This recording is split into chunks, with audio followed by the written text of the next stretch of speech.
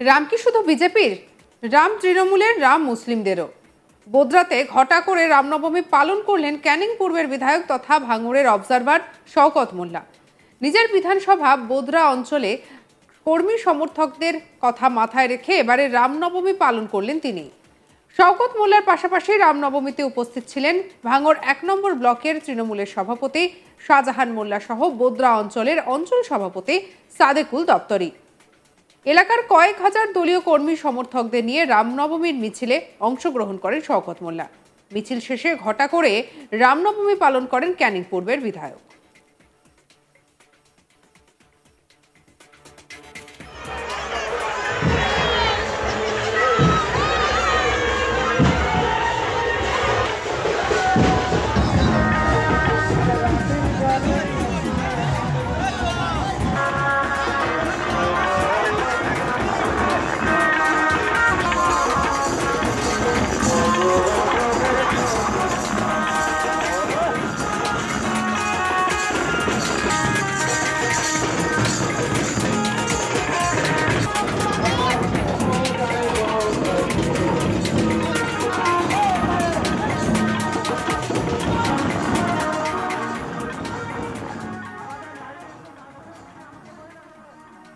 শওকত মোল্লার বক্তব্য শোনাবো আপনাদের।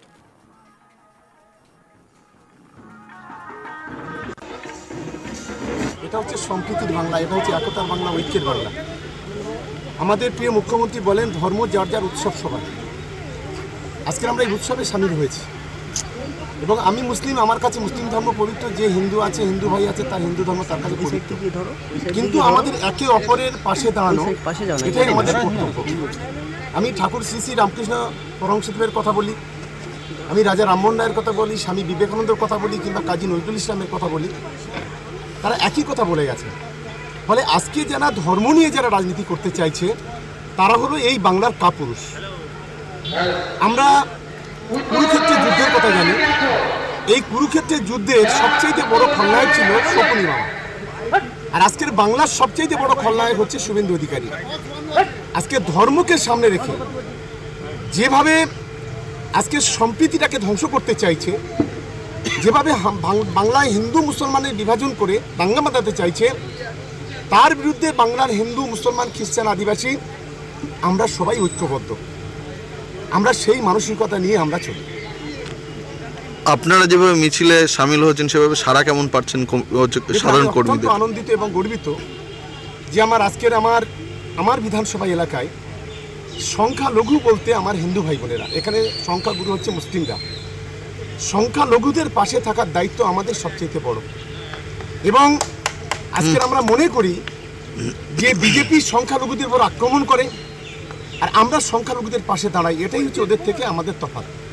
আমি বোদরাম অঞ্চলের রামনবমী কমিটির যারা সভাপতি, সম্পাদক, কমিটির সদস্য আছে তাদের ধন্যবাদ জানাবো যে একদিকে এখানে কয়েক কিলোমিটার রাস্তা প্রসেশন, সঙ্গে সঙ্গে এখানে 3000 লোকের এখানে খাওয়া দাওয়ার যে ব্যবস্থা তারা করেছে, তার জন্য আমরা রামনবমী কমিটির পক্ষে সমস্ত কমিটিকে ধন্যবাদ জানাচ্ছি। এবং আমরা সব সময় আমরা পাশে আছি এবং পাশে থাকব, সম্প্রীতি করতে, ঐক্য করতে এবং দাঙ্গাবাজদের বিরুদ্ধে লড়াই করতে আমরা বদ্ধ পরিবার, রাজনীতির ঊর্ধ্বে উঠে আমরা এই কাজটা মানুষের পাশে আমরা থাকতে চাই।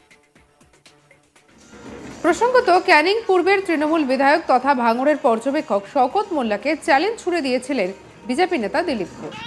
তার মতে শওকত মোল্লার যদি এত দম থাকে তাহলে ক্যানিংয়ের 2021-এর ভোটের পর যে সমস্ত হিন্দুরা ঘর ছাড়া রয়েছে তাদের ডেকে নিয়ে এসে রামনবমীর মিছিল করুন, তাহলে বুঝবো তার বুকের পাটা রয়েছে। একই সঙ্গে তিনি আরও জানান, শওকত মোল্লা আগে নওদা মোথাবাড়িতে যাক, যেখানে হিন্দুদের ঘরবাড়ি ভাঙা হয়েছে, ওখানে শান্তি মিছিল করো। সেখানে মুসলিমদের বোঝাক যে ধর্ম নিরপেক্ষতা শুধু হিন্দুদের জন্য নয়, মুসলিমদের জন্যও রয়েছে।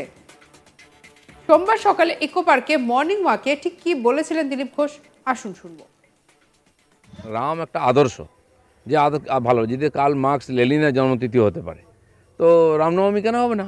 তাকে যে মানে আমাদের ভারতবর্ষের প্রাণপুরুষ, মর্যাদা পুরুষোত্তম, ভারতবর্ষের ঘরে ঘরে, পাড়ায় পাড়ায়, স্কুলে কলেজে রামের আদর্শ তুলে ধরার দরকার আছে। দাদা একটা জিনিস, সেটা হলো শহর জুড়ে রামনবমীর পোস্টার, সেখানে দেখা যাচ্ছে যে পোস্টারে রয়েছে প্রধানমন্ত্রী নরেন্দ্র মোদী ও শুভেন্দু অধিকারীর ছবি।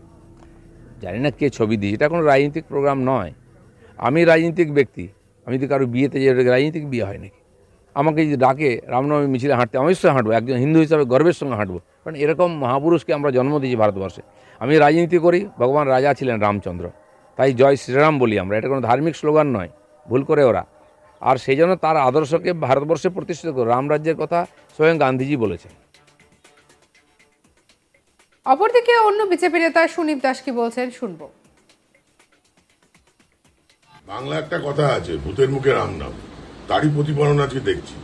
শওকত মোল্লা রামনবমীর মিছিল করছে, এ সবই লোক দেখানো।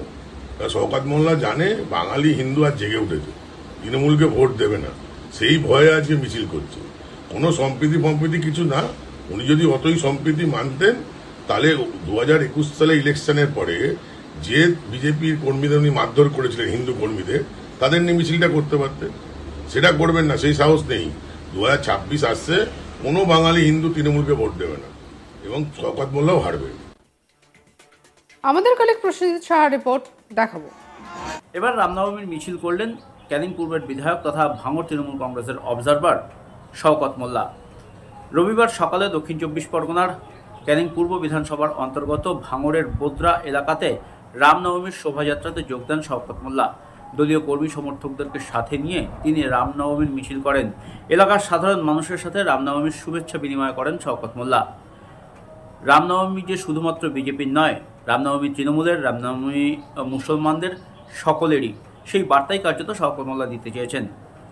দক্ষিণ 24 পরগনা শুধু নয়, সারা বাংলার রাজনীতিতেই সাম্প্রদায়িক সম্প্রীতির যে মেলবন্ধনের কথা বারে বারে বলা হয়েছে, সেই বার্তাই কার্যত এদিন শওকত মোল্লা দিতে চেয়েছেন রামনবমীর মিছিলে হেঁটে। তিনি দাবি করেছেন, পশ্চিমবঙ্গের বুকে কোথাও সাম্প্রদায়িক হানাহানি বা সন্ত্রাস নেই। তৃণমূল কংগ্রেস যতদিন পশ্চিমবঙ্গের সিংহাসনে আছে, ততদিন সাম্প্রদায়িক সম্প্রীতি বজায় রাখার যে চেষ্টা সরকারের তরফ থেকে করা হচ্ছে, সেই চেষ্টাই বরাবর থাকবে। এবং রামনবমীর যে উৎসব, সেই উৎসব শুধুমাত্র হিন্দু সম্প্রদায়ের নয়, এই উৎসব সকলের। এই উৎসব শুধুমাত্র বিজেপির নয়, এই উৎসব যেমন বিজেপির, এই উৎসব তেমন তৃণমূলের, এই উৎসব তেমনই অন্য রাজনৈতিক দলের। আর সেই বার্তাই কার্যত এদিন শওকত মোল্লা দিতে চেয়েছেন।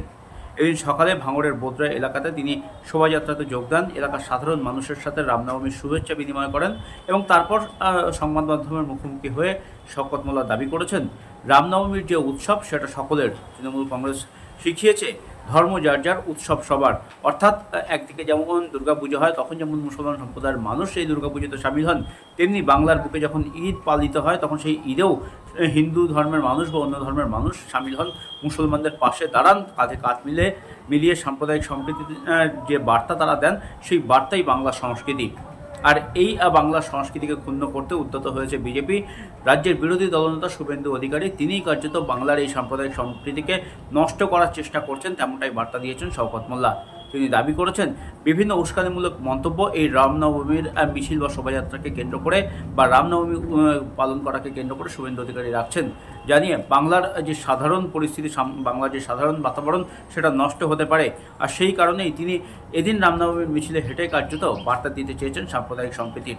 যদিও শওকত মোল্লার এই রামনবমী উদযাপন বা রামনবমীর যে শোভাযাত্রাতে হাঁটা, তা নিয়ে কটাক্ষ করতে ছাড়েনি বিজেপি।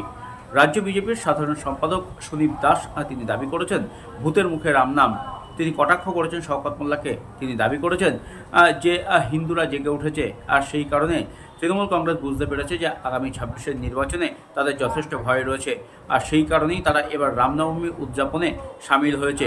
শওকত মোল্লাও কার্যত সেই কারণেই এই রামনবমী পালনের জন্য পথে নেমেছেন, এমনটাই দাবি করেছেন সুনীপ দাস। সঙ্গে রাখুন আজ তাক বাংলাকে, লাইক করুন, শেয়ার করুন, সাবস্ক্রাইব করুন।